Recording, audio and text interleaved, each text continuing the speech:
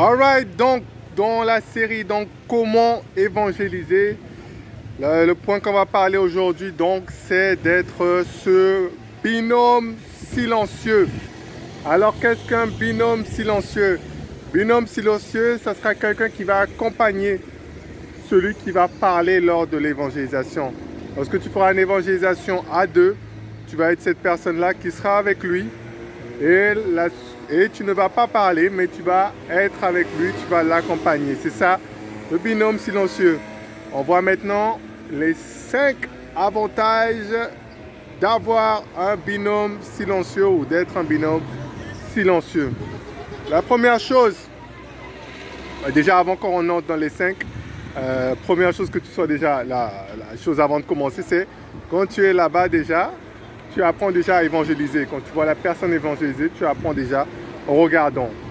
Mais en étant là-bas, tu l'aides aussi, même si tu penses que tu fais rien. Et c'est de ces 5 choses-là que je vais parler.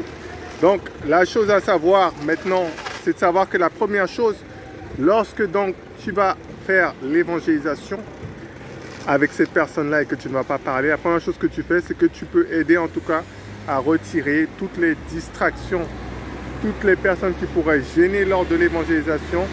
Tu peux être cette personne-là qui peut les retirer et permettre au message d'être pleinement annoncé. La deuxième chose, c'est que lorsque la parole est annoncée, tu peux prier pour la personne qui évangélise. Que cette parole-là s'est annoncée clairement. Tu peux prier pour la personne qui entend, pour qu'elle puisse recevoir ça dans une bonne terre, avec un bon cœur. Donc ça, c'est important. La troisième chose maintenant, c'est qu'en étant avec lui, même si tu ne parles pas pendant l'évangélisation, tu peux parler entre les temps où vous faites l'évangélisation. C'est-à-dire pendant que vous marchez, pendant que vous cherchez d'autres personnes, tu es cette personne-là qui est avec ton binôme. Et donc, tu peux échanger, tu peux avoir des discussions avec lui et tu vas donc procurer de la camaraderie. Et ça, c'est important, ça rend l'évangélisation moins ennuyeuse et on peut rire, il y a plein de bons moments qu'on peut passer comme ça. Quatrième point maintenant, c'est de savoir qu'il y a également un temps de communion fraternelle. Donc au-delà du fait de simplement parler d'un peu tout et n'importe quoi, on peut aussi se focaliser sur le Seigneur Jésus, partager sur des versets, partager un peu les choses qu'on comprend, des choses qu'il y a dans notre cœur. Si dans ton trésor il y a la parole de Dieu, tu vas parler de ça et ça va être intéressant de parler avec d'autres frères et sœurs de toutes ces choses. Donc ça procure un temps de communion fraternelle. Le cinquième point que les personnes pensent un peu moins, c'est que quand tu es à deux, on va essayer de faire un autre thème dessus, mais ça évite que tu aies trop de risques. Voilà, ça diminue en tout cas les risques, ça évite en tout cas d'avoir des problèmes.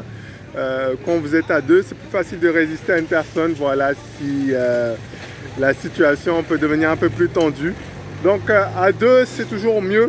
Voilà, c'est plus facile de se défendre à deux. Voilà, c'est pas pour faire peur, mais bon, il y a quand même certains risques en faisant l'évangélisation, mais à deux, vous êtes une proie moins facile pour les gens. Voilà, donc, mais bon, l'important c'est d'avoir toujours les yeux fixés sur Jésus. C'est lui en tout cas qui protège, c'est lui qui donne en tout cas la bénédiction et la protection tout au long de l'évangélisation.